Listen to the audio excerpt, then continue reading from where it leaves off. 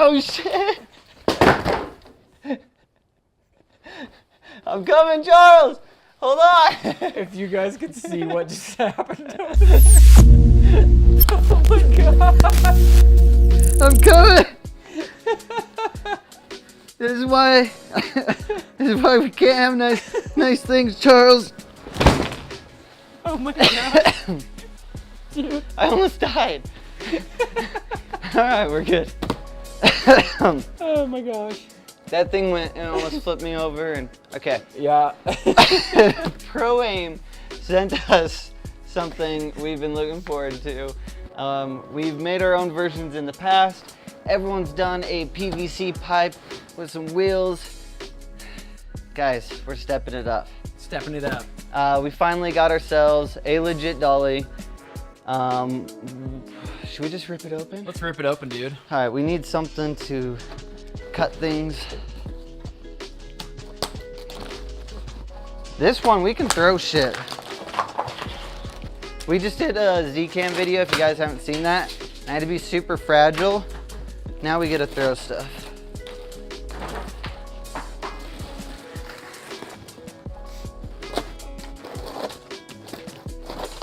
Damn, they taped the shit out of this.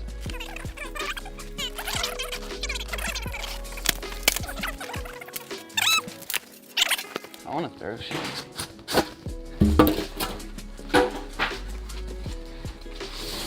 People's like, what's it like working with Scooter? Well, it's great, but the cleanup's He throws not a lot of awesome. stuff. Okay, ready? 1, 2. Oh, shit, dude. We may just have to like flip fully it rip over. it out. Or that.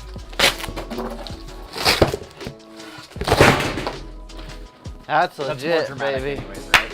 Dun dun dun dun. Whew! I did not think it came with a case. That That's is nice, sick. dude. Yeah. This is like super nice. That's legit. What's up? All right. You gonna crack this sucker open? ProAim Polaris Pro Camera Dolly. So, for those of you that don't know, this is equivalent to Dana Dolly, which is like a slider on rails.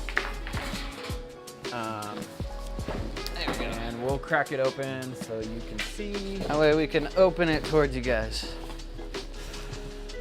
Dude, this is legit. It's got wheels and everything. Yeah, it's pretty nice, dude. Yeah, I'm into that. All right. 3, 2, 1. Oh, I thought Underwhelming. It was good. Yeah, I thought it was, you know, the phone. Okay, there you go. Ah. Damn, all right. And so if you guys are looking at this, you're probably like, oh, well, you need a bunch of other things to make this work. You're not wrong. This is just a platform here. Is there a specific name for this platform? The Polaris Pro. The Polaris Pro. But yes, this platform, man, that's like a lot. Here, give me this.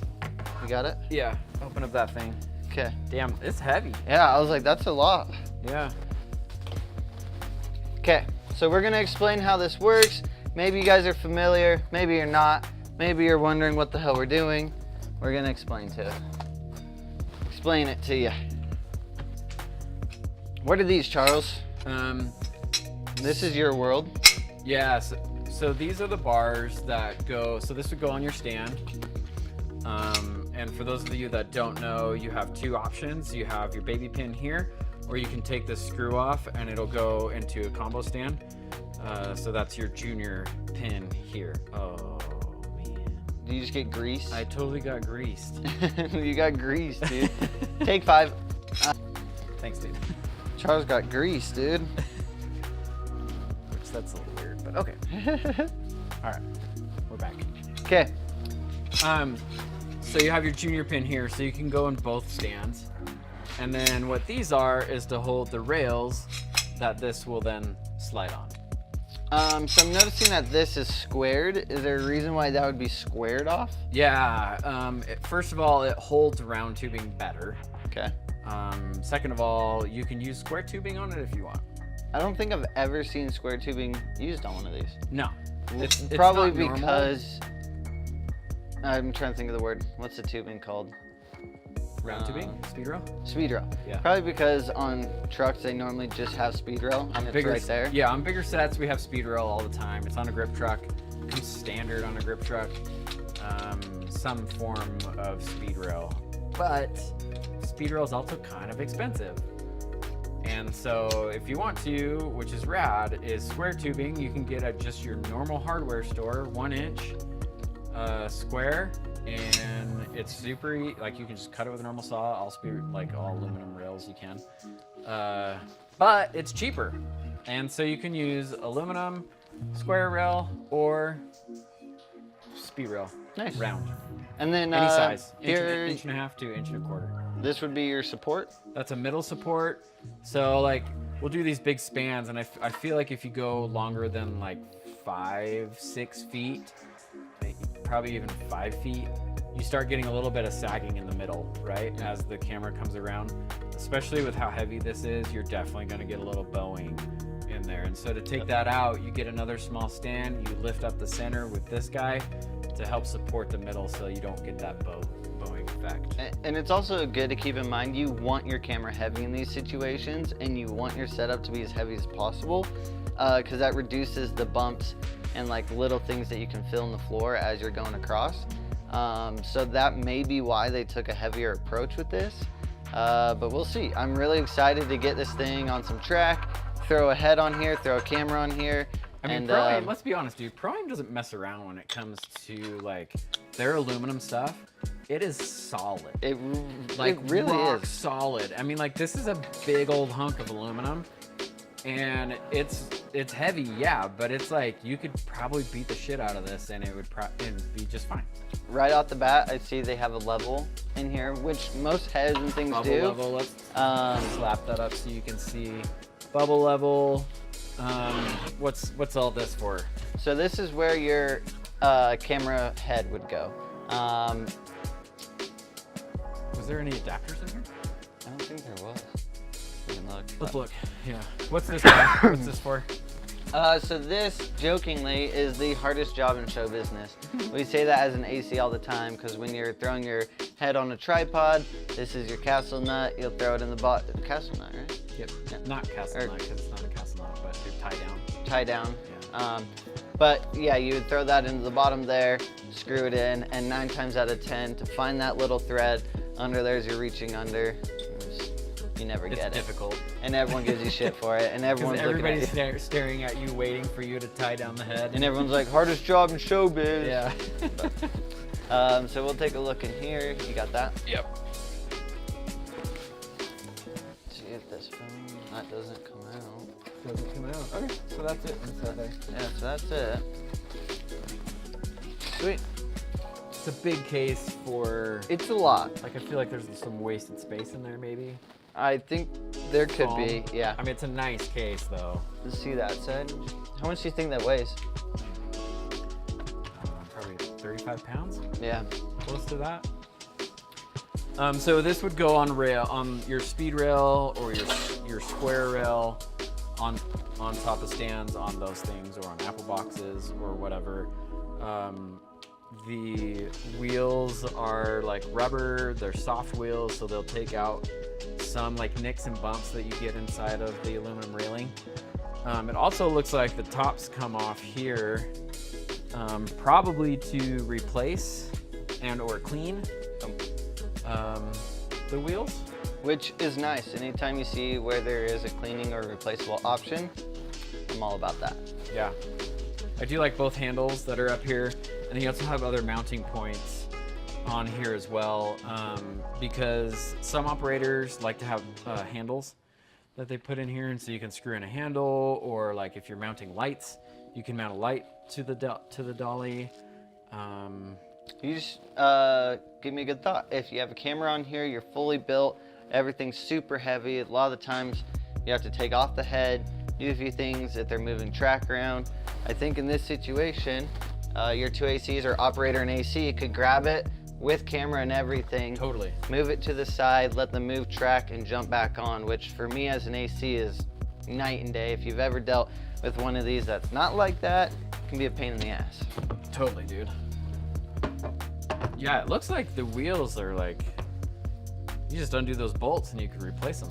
Yeah, So, clean them like, easy and. Maintenance wise, like if you have a bearing that goes bad or if you have a wheel that craps out, you could like easily. Which happens all the time, Change guys. We're in insane environments. There's dust storms, dirt, you're running, gunning. Next thing you know, someone sets this thing in a dirt pile or in sand and this is all gunked up. Like, that is a huge benefit to have with a tool like this. Yeah, it's awesome. So I think there's nothing more really to do here other than let's get it on set and we'll throw a camera on this thing. Let's test it out. Let's do it. So we've used this on set. We've used this in our studio. We've used this in quite a few scenarios. What are your thoughts, Charles? I like it, especially with our carbon fiber speed rails that we have. Let's talk about that real quick. Charles decided, hey, we're not using normal speed rails. We're not gonna be those guys. We're gonna get carbon fiber speed rails. Super lightweight, you can move this around super easy. Honestly, I was mind blown with how lightweight it was. I just pick it up and throw it upstairs. The weight difference is like insane. So good call on the carbon fiber. Yeah, it was great. And then just the weight savings alone was pretty awesome. Also, you don't get the divoting, sorry, I have a cold. You don't have, getting over a cold, sorry. You don't have the divoting that you get with aluminum speed rail. Aluminum like has a tendency to get nicks in it and scratches, and then you can feel that as the wheels go over those bumps.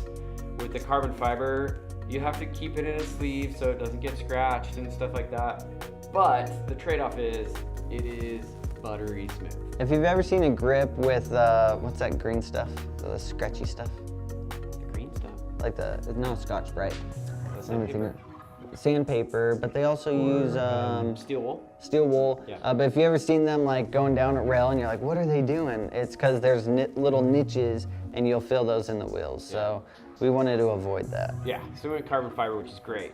And in so doing, man, this thing was awesome. Yeah, I was It very worked impressed. So good. And a few people, as soon as we brought it out, they're like, whoa, it's so big, the base is so big. But as we found in a few situations, whether that was a hardwood floor kind of being uneven, or maybe just naturally like little bumps and grooves within your track, the wideness and the heaviness of this made it actually absorb a lot of that. Like we didn't see much. Yeah, let's talk about that. So the base is compared to some of the, let's say the Dana Dolly, because that is who this is in direct competition with.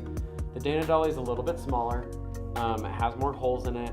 It's lighter, and it's not as wide. And I feel like ProAim, and there's a couple other brands out there that have wider based, what are these called? Speed rail dollies. And the reason why the wider base is better is when you throw, 35 to 65 pounds of camera on there, the wider your base is, the less rocking that you're gonna get out of that. And so with the Dana Dolly, that's one of the bigger problems is you throw a heavier camera with like a zoom lens on it, and all of a sudden the whole thing wants to wobble forward and backwards. And that's what this is supposed to be. It's a center brace that you lift up in the middle to try to help with some of that. And we didn't even use that. We didn't have to. On any of our setups, which we are only running, was it 6-foot pieces? Yeah, our longest piece is a 6 foot. So maybe if you're running, what's the longest you 8 would run, footers. like 8 or 12s? Yeah. You may want that center support, but with our camera build, it was great. It was fine. And so you go a wider base and you eliminate a lot of that wobble back and forth because you have a bigger, heavier platform. And so yeah, this is heavier than a Dana Dolly. It is wider than a Dana Dolly, but that being said, you get more stability from that. So all in all, I'd say ProAim, they're coming out with a lot of amazing stuff. At first, I was a little hesitant with some of their gear. I was like, they're newer on the market. I don't know if, and I'm gonna call them out. I didn't know if it was like small rig, where it's some cheaper metals and some cheaper parts to make the product itself cheaper. But to be honest, everything we've used ProAim, it holds up, it's quality, and we're using it on real feature film, so. Real quick, here's something I just remembered too. You can take these caps off of the wheels, and then you can flip the dolly over and undersling your tripod head to here, and so you can get super low tabletop stuff or super low to the ground with it, which is a cool feature that they incorporated in these wheel covers. Yeah, I think when we landed on set, right off the bat, our grip was like can you underswing it? And we're like, shoot, because we didn't know because it's covered, but you actually can. You just flip it over. Pretty rad. So we're stoked on ProAim. We're super happy with it. Well, I will say a lot of ProAim stuff is probably over-engineered, like it's overbuilt. It's it's like super heavy, but at the same time it can hold like 3,000 pounds. And so like I feel like that's a lot of way that ProAim is going with their things, which is great. If you're someone who maybe owns your own gear and you're shooting in your own garage studio or something like that, ProAim may be a little overkill. But for us, where we're like throwing it into trucks every night, it's on 100+ days a year on set. Sometimes you may want that kind of beefier, heavier stuff. And so ProAim, I think you're finding a really good niche in the market, and I'm excited to see what else you guys come out with. Yeah.